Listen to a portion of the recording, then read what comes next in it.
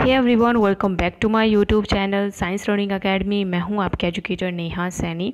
तो आज हम डिस्कस करने वाले हैं मरकरी के बारे में। What is mercury? देखो, बेसिकली मरकरी को हम क्या बोलते हैं, बुध भी बोलते हैं। ठीक है। The planet Mercury is nearest to the sun, यानी कि जो प्लेनेट मरकरी है वो किसके नियरेस्ट है? वो सन के बहुत ज़्यादा नियरेस्ट है, इसलिए उसको स्मॉलेस्ट प्लेनेट भी बोला जाता है हमारे सोलर सिस्टम का, क्योंकि वो सन के बिल्कुल पास है।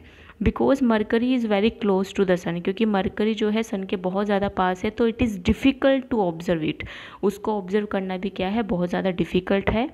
As most of the time it is hidden in the glare of the sun, यानी कि जो सन की जो बेसिकली लाइट है उसके बीच में ही क्या होता है, जो मरकरी है वो छिप जाता है, क्योंकि बहुत ज़्यादा लाइट जो है मरकरी के ऊपर पड़ती है, तो उस रोशनी में क्या होता है, मरकरी छिप जाता है।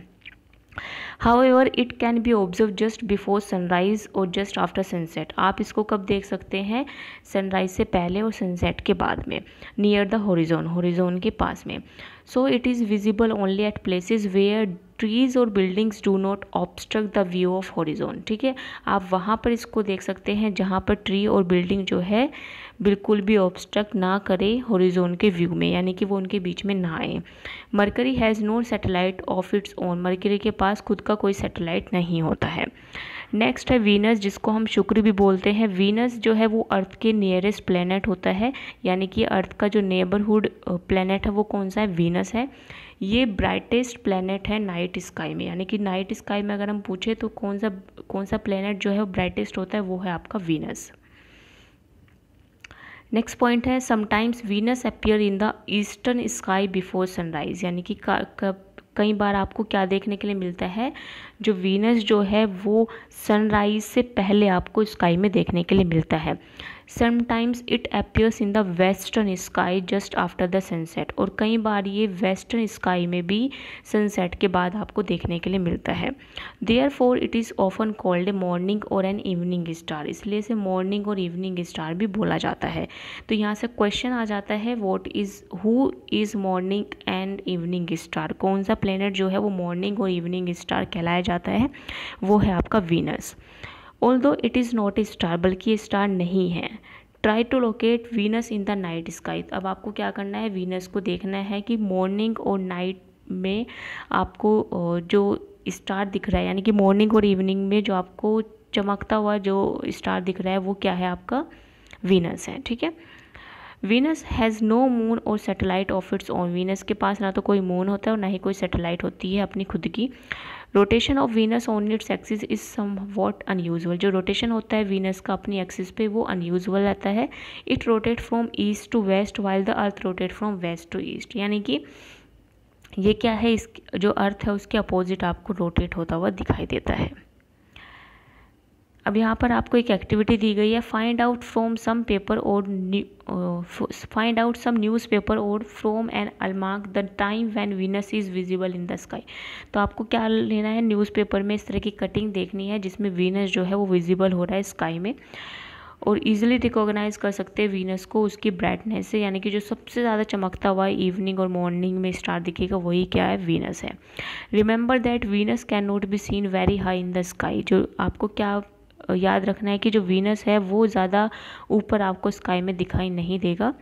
आपको ट्राई करना है ऑब्जर्व, यानी कि बेसिकली आपको कब ऑब्जर्व करना है इसको, सनराइज से 1 से 3 घंटा पहले और सनसेट के 1 से 3 घंटा बाद। Does it mean that on Venus the sun would rise in the west और सेट इन द ईस्ट? तो इसका क्या मतलब है कि जो वीनस जो है वो वीनस पर जो सन है वो राइज करता है वेस्ट में और सेट होता है ईस्ट में, क्या इसका ये मतलब है? If you get a chance try to observe Venus through a telescope, अगर आपको चांस मिले तो आपको क्या करना है, ऑब्जर्व करना है वीनस को टेलीस्कोप के through. You will observe that Venus shows phases just like a moon, तो वो किसकी तरह फेजेस शो कर रहा है, मून की तरह फेजेस शो करता है। जैसे कि मून घटता बढ़ता रहता है, इसी तरह से जो वीनस है वो भी घटता बढ़ता रहता है। तो ये क्या है, डिफरेंट फेजेस है किसके, वीनस के। So next planet is earth. Basically earth क्या है, earth is the only planet on the solar system, यानी कि जो अर्थ क्या है, सिर्फ एक ऐसा प्लेनेट हमारे सोलर सिस्टम पे जहाँ पर लाइफ जो है वो एग्जिस्ट करती है।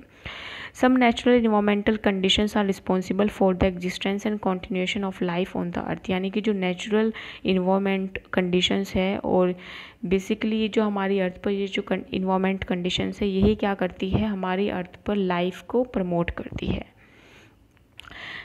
These include just at the right distance from the sun, यानी कि इसकी जो बेसिकली ये ऐसा इन्वायरमेंट क्यों है, क्योंकि हाँ अर्थ की जो है सन से एक राइट डिस्टेंस है और राइट टेम्परेचर है, वाटर की प्रेजेंस है और सुटेबल एटमॉस्फेयर है और ओजोन की ब्लैंकेट है। इस वजह से जो अर्थ है वहाँ पर लाइफ एग्जिस्ट करती है।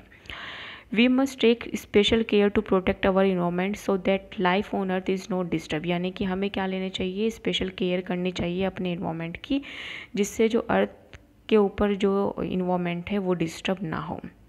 From space the earth appears blue green due to reflection of light from the water and landmark on its surface। ठीक है, यानी कि स्पेस में अगर आप देखोगे तो जो अर्थ है वो आपको ब्लू ग्रीन कलर की दिखाई देती है due to reflection of light of water and land mass on the surface, यानी कि जो अर्थ के ऊपर जो पानी है और लैंड जो है यानी कि धरती जो है और पानी जो है उसकी वजह से जो अर्थ है वो कैसी दिखाई देती है, आपको ब्लू ग्रीन इन कलर दिखाई देती है। The axis of rotation of earth is not perpendicular to the plane of its orbit, यानी कि जो एक्सिस होती है रोटेशन ऑफ अर्थ की वो बिल्कुल भी परपेंडिकुलर या प्लेन नहीं होती है अपने ऑर्बिट के।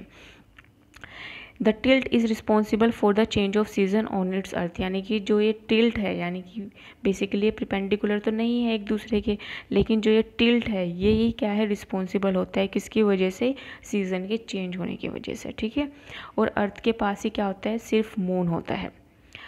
If I am 13 year old how many times have I gone round the sun. ठीक है, अगर आप 13 साल के हैं तो कितनी बार आप सन के अराउंड जो है वो घूम चुके हैं, ये आपको कैलकुलेट करना है और मेरे को नेक्स्ट जो क्लास है उसके अंदर बताना है कि अगर आप 13 ईयर के हैं तो कितनी टाइम्स जो है आप सन के अराउंड जो है घूम चुके होंगे। ओके, चलिए अब आपसे मिलते हैं हम नेक्स्ट क्लास में।